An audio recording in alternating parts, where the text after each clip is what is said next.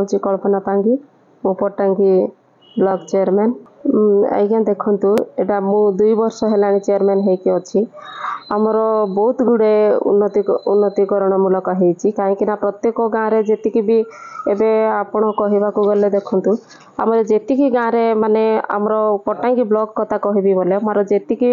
मान पंचायत रे कि प्रत्येक ये 14टा पंचायत रू जी रास्ता घाट नथिला प्रत्येक जगार आमर रास्ता घाट भी हो जाइए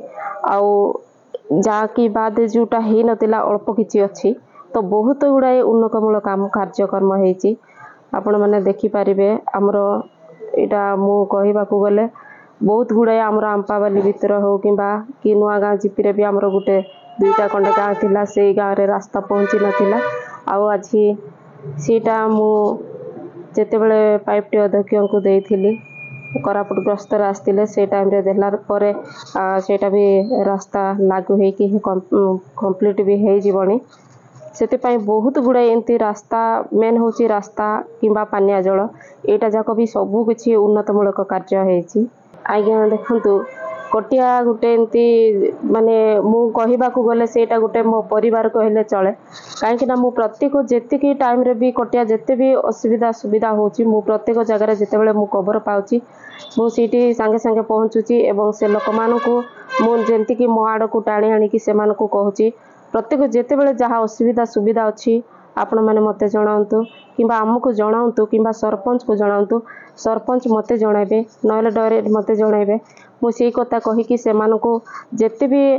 आपण जानिथिबे कटिया गोटे विवाद एरिया जेतिकी से माने कहले भी कहीं ना मु निज भाषा से मानकु मु से प्रत्येक जिनसटी मु जेतिकी उन्नतमूलक कार्यक्रम होची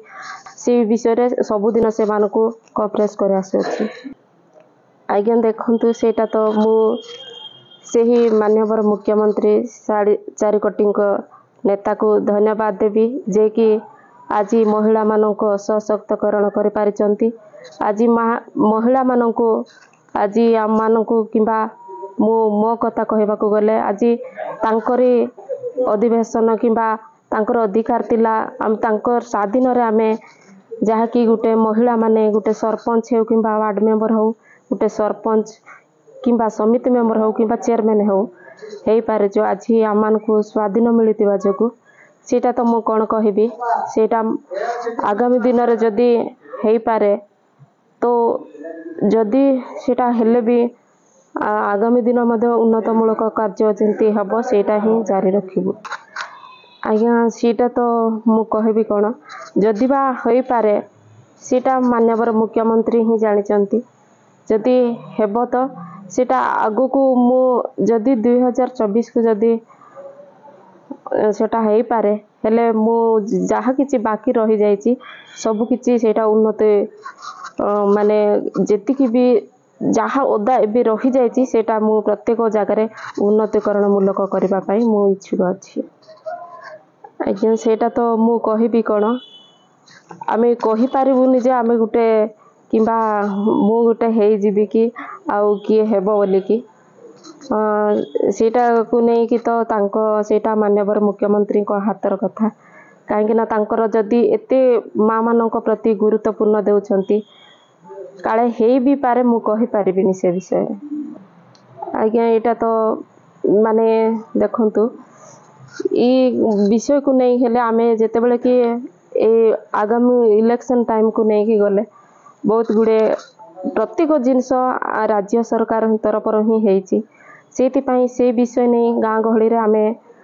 से विषय कहीकि आमे जेंती कि आगामी दिन में आमर जो कैंडिडेट हेले किंबा जो